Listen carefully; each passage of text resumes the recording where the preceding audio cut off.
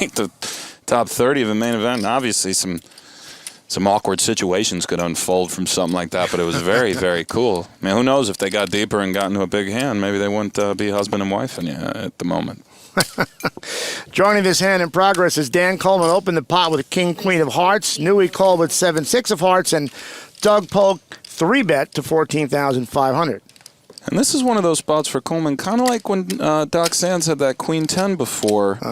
It's a timing spot, and I think all three options are available to Coleman there: folding, calling, or 4-betting. And I think the fact that it's Doug Polk who 3-bet, one of the very best no-limit players in the world, Coleman chose the conservative route and is going to wait for a better spot. Okay. 5-6 deuce gives Newey top pair,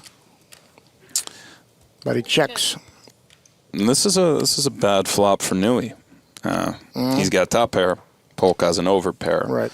And Polk is very capable of 3-betting with a wide variety of hands and here he goes, putting pressure on and bluffing. So it's not like Newey can just fold now. He fires 22,000. Newey is certainly going to continue, and I would imagine the overwhelming majority of the time he's going to elect to call. There is some merit to raising. I think his call is fine, and let's see what the turn brings.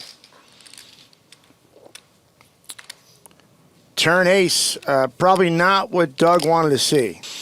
Not what Newey wanted to see either, though. And if he checks, I think you might see Doug bet around 25% of the pot here.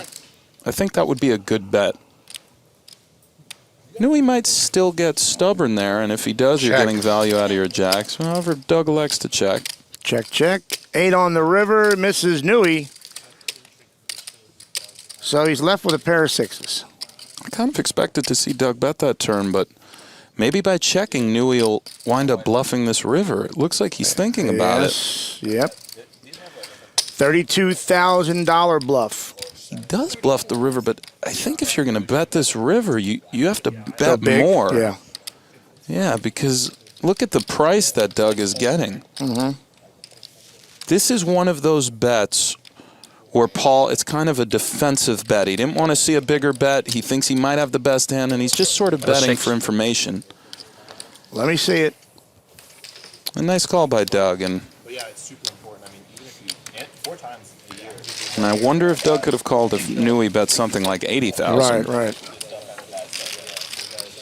It's hard to give mathematically based players odds that are too enticing.